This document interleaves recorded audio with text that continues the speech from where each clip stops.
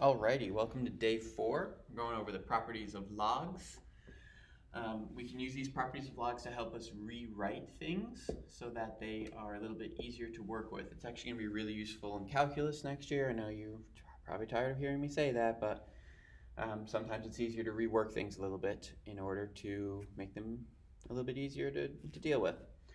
So we got these 3 properties. That's actually it for today. So we got the product property, which basically says that if you have a log of 2 things being multiplied, you can actually separate them with addition. And quotient property, if you have a log of things being divided, you can separate them with subtraction. And then if you have a log raised to a power, you can actually ultimately bring that power down in front and multiply by it. So I'm going to explain this one slightly more than the other 2 properties with this example. So I'm going to have log of x squared, okay? And x squared is actually just x times x.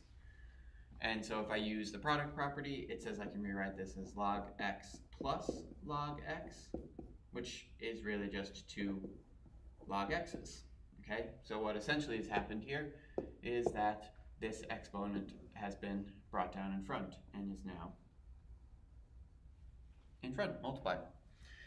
And those are the properties. So I'm just going to do a whole bunch of examples of them. So if you feel like you're good at them, then congratulations, this video is done for you. Everyone else, let's get into some examples. We'll start off with this very first one here. It says, rewrite the logs in terms of a log 2 and a log 3. So the first thing I need to do is think about, well, right now I got log 6. How can I rewrite that in terms of 2's and 3's? I think most of us can probably figure out that that's 2 times 3. And I can just use the product property to say that that's log of 2 plus log of 3. Woo, done. I'm going to do the exact same thing over here. I'll first rewrite this in terms of 2's and 3's. So this is really 2 over 3 to the 3rd power. Okay, so that's going to become log of 2, and then division turns into subtraction. So then I'll get minus log of 3 to the 3rd. And lastly, I'll use the power property to bring that 3 down in front. So I'll have the log of 2 minus 3 log of 3, right? So just to explain that a little bit further, I just took that 3 and moved it in front. All right, and now I have this in terms of log 2 and log 3. That's why I couldn't stop when I was at log 3 to the 3rd, because that's actually log of 27, and I want to write it in terms of a log 3. Okay. Alrighty. Continuing right along, we're going to expand these. So expand means that you're going to rewrite it in terms of each log only has one thing inside of it. Okay. So up above, that's exactly what we did. We had log 2 and log 3. There's only one number or one variable inside of the log. So this exact same property, we'll start off by just separating them. The multiplication turns into addition. So I'll get log 4 of 4, log 4 of x squared, and then plus log 4 of y. Okay, and I can simplify a little bit. Log 4 of 4. Okay, let's think about that. It says 4 to what power equals 4? So 4 to the 1st power equals 4. So that log is actually just 1. Here I can bring the exponent down. So I'll have 2 times log 4 of x. And now this log is fully expanded because there's just a single term inside x. And then my log 4 of y is already fully expanded because it only has a y left in it. Okay, so expanding means that you're going to have just a single term inside, and any log that can be simplified has been simplified. That's very important. Do the exact same thing over here. I'll have ln, the square root of 3x minus 5. And then minus, because I'm dividing, ln of 7. And the last thing I can do actually is I can rewrite this. The square root is actually an exponent, right? So this is actually a 1/2 as an exponent, so I can bring that in front. And I'm left with 3x minus 5 on the inside, minus the ln of 7. And done. I cannot separate 3x minus 5 any further than that. Okay, so we're done. All right, condensing is the exact opposite of expanding. So with expanding, we were trying to rewrite it in terms of a single thing inside of each individual log. Condensing, we're trying to write everything inside of one big log. So we actually follow the steps in reverse. First thing I'm going to do is take this 1/2 and say, well, that's really an exponent. Same thing with this 3. So I really have log x to the 1/2 and then plus log of y plus 1 to the 3rd. Okay? And next, I can just simplify this a little bit, right? That plus really means that I can multiply. So I'm going to have a single log now. I'm going to have the x to the 1/2 and then times y plus 1 to the 3rd. And if we wanted to, we could rewrite this one last step because that x to the 1/2 is actually just the square root of x. So then this just looks slightly cleaner. And this is now fully condensed because I have a single log, just one, and everything else is inside of it. Over here it's a little bit trickier, but start off with the same exact idea, bring that 5 up. Okay, there is nothing to bring up for the y, so I'm not going to. But then I just have this plus 3. It needs to be condensed as well. So what I need to do is somehow multiply this by 1, but introduce a log at the same time. And normally we're used to multiplying by like a fraction, right? We would say like, oh, let's multiply 2 over 2. Well, we want to multiply by a log that means 1. So let me think about this. If I have log and I really want it to be a base 2, so what does it need to be of?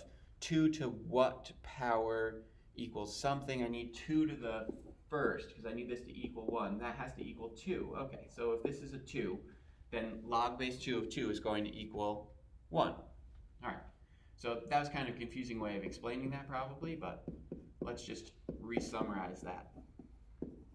So I could do is say 3 times log 2 of 2. Okay, log 2 of 2 is 1, so all I've done is multiply by 1, and now I can take this 3 and I can use the power property to attach it up there. So I'll have log 2 x fifth minus log 2 of y plus log 2 of 2 to the 3rd. And now I can start condensing this. Okay, and the shortcut is anything that's positive, so like this is a positive 1 in front and I got this positive, they're going to be on the top of a fraction. Anything that's being subtracted will be on the bottom. So I'll have my single log, I'll have an x to the 5th on top times the 2 to the 3rd, and then I'll have that over the only thing that's being subtracted, which is y. And then you can just clean that up a little bit, right? It's not the cleanest thing, so I really have 8x to the 5th over y. Done. Woo! How are we doing so far? All right. This example, there's going to be 2 ways I'm going to show you how to do it. I'm going to show you kind of the official way, works every single time, and I'll show you the kind of shorthand way that will work as long as our x values are close together and close to x equals 0. Okay, so we'll start off with the first one, which is that we have 2 points and we have an equation, so we can make a system of equations out of this. So if I have y equals a times b to the x, I need to find a and b. All right, so with this first point, that says 9/4 equals a times b to the 2nd. And the second point, that tells me that 27 over 4, got to write the right numbers, over 4 equals a times b to the 3rd. Okay, so here's my system. I have 2 equations and I have 2 unknowns, a and b. So I need to try to figure out how to solve this. So I think easiest thing to do is just solve this equation for a, and I can do that by just dividing by that b squared. And do the exact same thing over here. I'll have 27 over 4b to the 3rd equals a. And since a is the same thing, I can set these 2 equations equal to each other. So 9 over 4b squared has to equal 27 over 4b to the 3rd. Okay, and now I just got to cross multiply here, I think. So that's going to give me a 9 times 4b to the 3rd. You'll see I chose to not simplify that just to help us out a little bit here. And then 27 times 4b squared. I'm noticing that both of these have a 4. That's why I didn't want to simplify. So I'm just going to get rid of the 4. And if I really want to, I could divide everything by 9 right now as well. And that will leave me with a little 3 here. So I'll end up with a b to the 3rd equals 3b squared. And then I'm just going to continue solving this. So I'll subtract the 3b squared to the other side, factor it out. Okay, I get b squared equals 0 or b equals 3. I can't have b squared equaling 0 because the base cannot equal 0. So that gives me my base is 3. Woo! Now I just need to figure out what a is. All right, so let's just use one of our equations over here. I'm going to use this one. So I'm going to say that 9 over 4 times 3 squared is going to equal a. Okay, so that's going to be 1/4 equals a. So my final equation is that this is going to be y equals a is 1/4 times 3 to the x power. Gosh, I hope you can see that because sometimes it cuts off the top of the screen. And I don't think I can move it down. Oh no. Well, stick through for the next example and then you'll see. Here's the shorthand. So this way it's much faster, much less complicated, but it only works if your x's and your are close together and close to 0. So what we basically do is make a table of values here, where we have to include 0 every time. Okay, so no matter where you are, that's why you need to be close to 0. Then we just fill out some stuff here. So I got a 9/4, I got a 27/4. All right, are you ready? Super excited, I can tell. From here, each time I go up one level, that's what b is, okay? And same thing when I'm at x equals 0, that tells me what a is. So using those two bits of knowledge here, I can actually focus in on this one right here that I hope you can see as being highlighted and say, all right, 9/4 times a single b has to equal 27/4. So if I multiply this by 4/9, those cancel, and I'm left with that b has to equal 3. So boom, I already have b, just like that, done. Now if I know that b is 3, I can actually go and use these two to help me out, because I know that a times 2 b's, so times b squared, has to equal that 9/4. And since I now know b is 3, I know that a times 9, 3 squared, equals 9/4, so that a has to equal 1/4. And I get my final answer relatively quickly by doing it this way. So that's that last example. This had nothing to do with the properties of logs, but it's a kind of specific example that I really like to have us go over. And that's the end of the video. And I'm honestly probably going to throw all of this out and just use last year's at this point.